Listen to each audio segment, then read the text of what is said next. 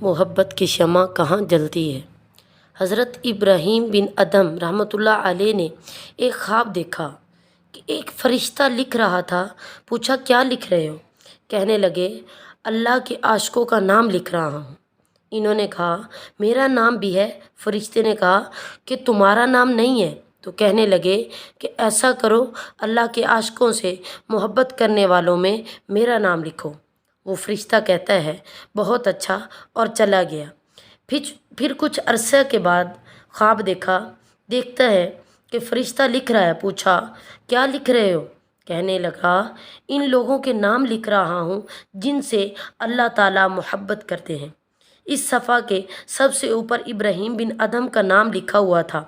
اللہ نے فرمایا کہ جو میرے عاشقوں سے محبت کرتے ہیں میں ان بندوں کے ساتھ محبت کرتا ہوں، اس لیے اللہ والوں سے محبت ملنے کا ذریعہ بن جاتی ہے۔